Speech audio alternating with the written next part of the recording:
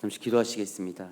사랑의 하나님 아버지, 오늘도 이 새벽을 깨워 아버지 앞에 나아오게 하시니 감사를 드립니다. 아버지, 우리에게 드릴 길을 허락하여 주시고 아버지의 말씀이 우리 마음에 울려 퍼질 때에 오직 그 말씀이 우리의 영혼의 힘이 되게 하시고 오늘도 하루를 살아갈 수 힘으로써 더욱더 강력하게 사용되어질 수 있도록 우리에게 귀한 은혜를 부어 주시옵소서. 예수님의 이름으로 기도드리옵나이다. 아멘. 기똥찬 산신령이라는 글을 하나 접하게 되었는데요.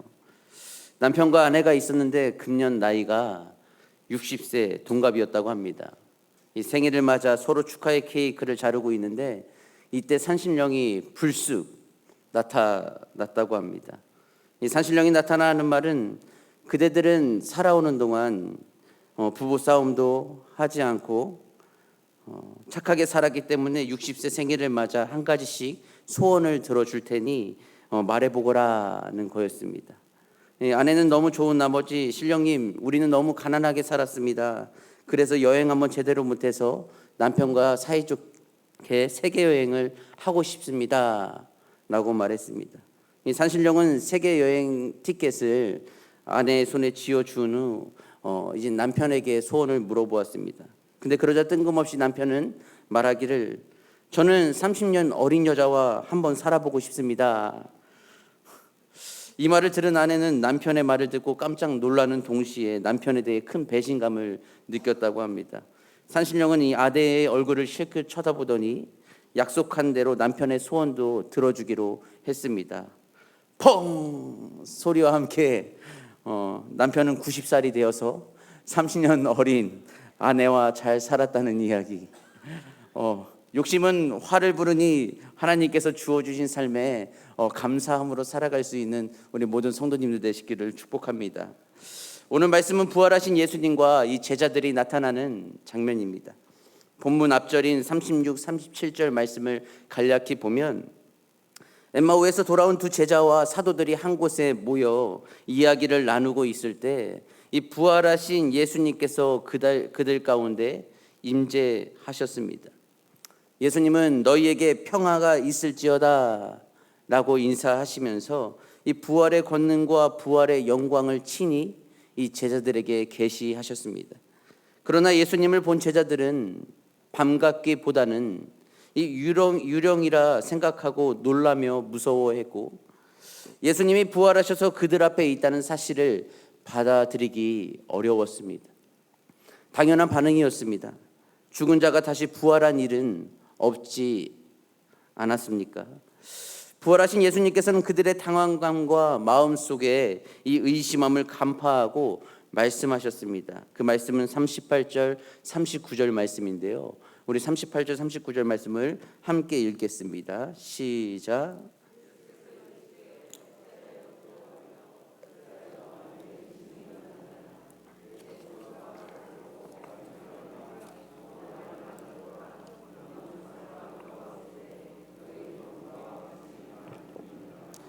아멘. 두려워하며 의심하는 자들에게 손과 발들을 만져보고 확인하라고 하셨습니다. 그러나 예수님께서 제자들에게 손과 발을 내보이는 동안에도 그들은 완전히 믿지 못하고 있었습니다.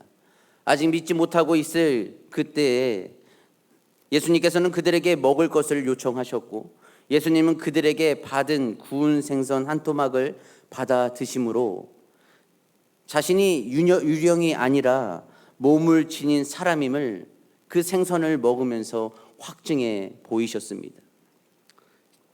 예수님은 왜 이 세심한 배려, 이러한 말씀과 행동을 이 제자들에게 보여주신 것입니까? 그들 마음속에 일어난 의심, 또한 반신반의하는 그들의 모습, 이들에게 직접 보여주신 것은 마음속의 일말의 의심을 없애시기 위함이었습니다. 예수님께서 이전에 이미 말씀하신 바도 있었지만 제자들은 그 말씀 또한 믿지 못하고 있었습니다. 어찌 보면 이 제자들뿐만 아니라 우리도 그렇지 않겠습니까? 하나님의 일하심을 믿는다고 하면서도 현실에서 생각지 못한 일이 부딪혔을 때 얼마나 당황하고 또한 하나님을 의심하고 살아갈 때가 얼마나 있었습니까?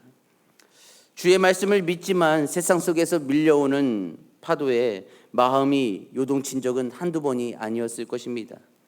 때로는 의심이 들 때가 있더라도 우리는 그 의심으로 우리의 마음을 가만히 의심에 이끌려 놔두기보다는 그때에도 우리는 하나님의 살아계심의 그 흔적, 하나님의 살아계심의 그 역사를 간구하며 믿음이 없는 자가 되는 것이 아니라 믿음이 있는 자로서 모든 삶 가운데 싸워 늘 믿음으로 승리할 수 있기를 소망합니다. 이 제자들뿐만 아니라 이후 믿지 못하고 또 의심한 자가 누가 있었습니까? 주의 부활하심을 믿지 않았던 인물은 누구였습니까? 바로 요한복음 20장에 거론되는 도마였습니다. 제자들이 부활하신 예수님을 만났다고 전하자 이 도마는 대뜸 이렇게 말했습니다. 내가 그의 손에 못자국을 보며 내 손가락을 그 못자국에 넣으며 내 손을 그 옆구리에 넣어보지 않고는 믿지 아니하겠노라. 도마의 이 말이 또한 그의 마음이 이해 가십니까? 경험할 수 없는 것은 믿을 수 없다는 것입니다. 이성적으로 이해할 수 없는 것은 믿을 수 없다는 것입니다. 이 도마의 신앙은 이 경험된 범주 안에 머물고 있었습니다. 그 경험된 틀 안에 갇힌 신앙에서 벗어날 수 있는 한 가지는 이 이성을 뛰어넘는 기적밖에 없었던 상황이었죠. 이때 의심하는 도마에게 예수님은 찾아와 단호하게 말씀하셨습니다. 내 손을 보고 내 손으로 내 옆구리에 넣어보라. 그리하여 믿음 없는 자가 되지 말고 믿는 자가 되라. 사람마다 성향은 다릅니다.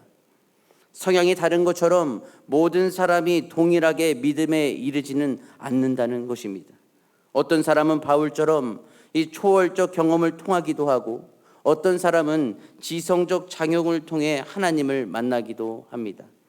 서로 간의 상황과 처지를 볼 때 이 믿음에 이르는 길은 서로 다른 것처럼 보이지만 이 하나님 안에서 빅피처로 볼 때에는 믿음의 종착지는 동일하다는 사실, 어떤 경로와 상황을 통해서 하나님의 역사하심을 경험했든지 우리는 보고 믿었든지 보지 않고 믿었든지 서로 신앙과 믿음을 인정해주며 우리는 믿음 없는 자가 되지 않고 믿음 있는 자가 되어야 할 줄을 믿습니다.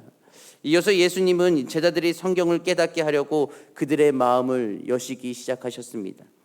예수님은 자신에 관하여 기록된 이 구약의 약속들을 세 가지로 46절, 48절에서 요약하셔서 말씀하셨는데, 첫째는 예수 그리스도가 고난을 받고, 둘째 제3일에 죽은 자 가운데서 살아날 것과, 세 번째는 이 제사함을 받게 하는 회개가 예루살렘에서 시작하여 모든 민족에게 전파될 것이다 라고 요약해서 구약의 약속들을 말씀하셨습니다. 예수님은 구원자로서 하나님의 뜻을 따라 고난을 받아야 했고 살아나야 했습니다. 그 이유는 하나님의 뜻과 또한 모든 민족에게 복음이 전파되어야 했기 때문입니다. 제자들은 예수님의 이름으로 제사함을 받게 하는 이 회개를 예루살렘에서 시작하여 모든 민족에게 전파해야 하는 사명을 받게 되었고, 이 제자들은 예수님을 둘러싸고 일어난 모든 사건들의 목격자요 또한 증인이 되었습니다. 이 모든 일의 증인으로서 제자들이 해야 할 일은 단 하나, 그 일은 바로 예루살렘을 떠나지 않고 거기에 머물러 있으면서 위로부터 오는 능력을 옷 입는 것이었습니다. 그들을 세상 앞에서 예수님의 유력한 증인으로 만드는 것은 이 일의 목격자와 동반자로서 쌓아온 경력이 아니었습니다. 증인으로 만드는 것은 그들에게 와서 능력을 입혀줄 성령이었습니다. 마지막으로 49절에서 말씀합니다. 우리 49절을 함께 읽겠습니다. 시작.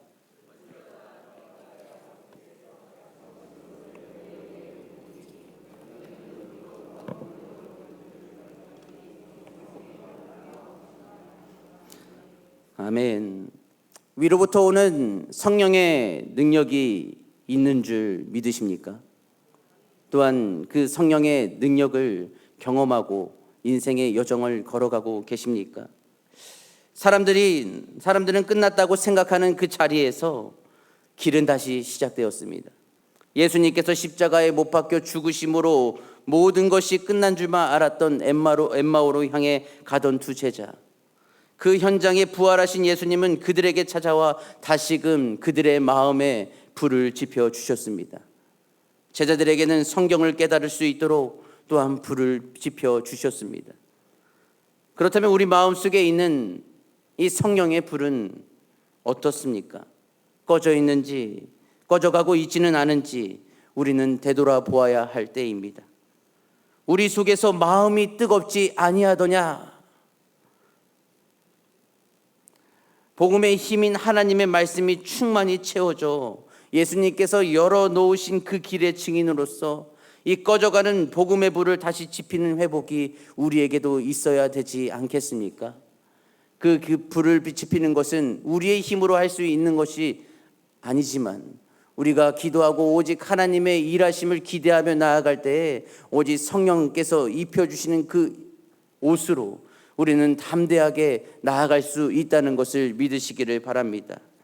한재욱 저자가 쓴 책 중에 인문학을 하나님께 라는 책이 있습니다. 그 책에 담겨져 있는 내용 중 소제목은 성을 쌓는 자는 쇠하고 길을 닦는 자는 흥한다 내용이었습니다. 그 안의 내용은 이렇습니다. 기원전 3세기 동과 서에서는 대규모 토목 사업이 시작되었습니다. 중국 진시황은 만리장성을 건설하기 시작했고 로마 제국은 이 시기부터 약 500년에 걸쳐 로마 가도를 만들었습니다. 진시황은 이 민족을 막는 성벽을 쌓았고 로마 제국은 세계로 연결하는 길을 내었습니다. 로마 제국이 한창 번성할 때는 지중해뿐만 아니라 유럽 땅을 거의 차지했습니다. 서쪽으로는 영국에서, 동쪽으로는 실크로드까지, 남쪽으로는 이집트에 이르는 광활한 영토를 다스렸습니다. 이런 발전의 견인차 역할을 한 것이 바로 이 도로망이었습니다. 로마인들은 로마에서 시작하여 이 제국의 영토에 이르는 도로와 수송로를 만들었으며 도로는 적들이 침공할 때도 똑같이 이용할 수가 있어 위험성이 있는 양날의 칼이었지만 이 로마인들은 도로 건설을 선택하였다고 합니다. 이로 인해 모든 길은 로마로 통한다라는 유명한 말이 나오게 되었고 이것이 로마가 흥황한 이유 중 하나였습니다.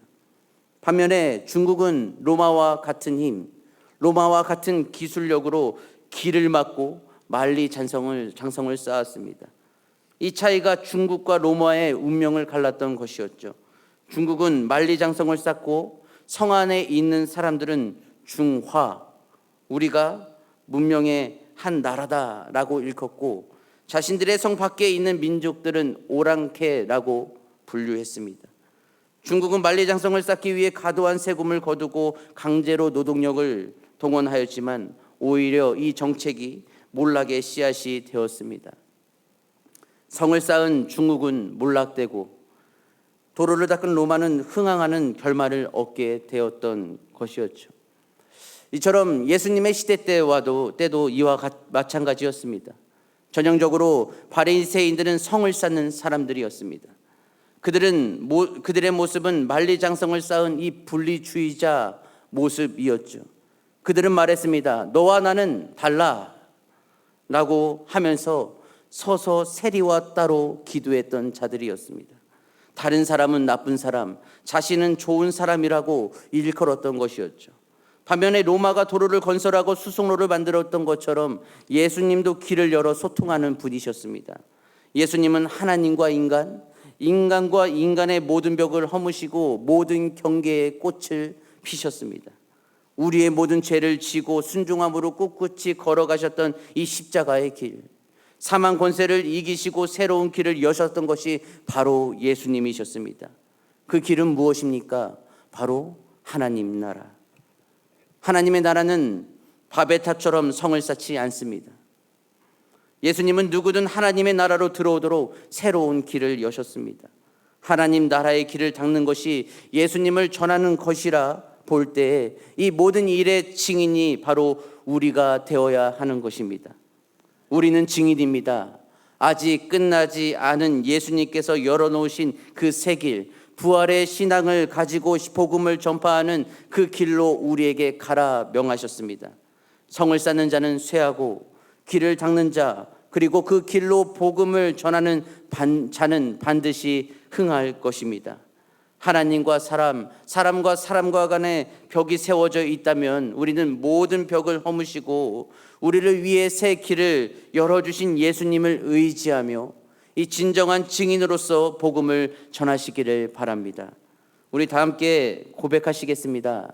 나는 복음의 증인이다.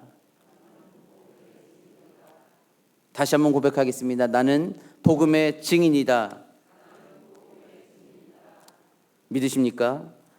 위로부터 능력으로 입혀진 성도들로서 예수님의 이름을 전하는 증인으로 이 복음을 들고 어디서나 어느 곳에서나 믿음으로 담대히 나아갈 수 있는 성령 충만한 우리 모든 성도님들 되시기를 주의 이름으로 축원합니다. 다 함께 기도하시겠습니다.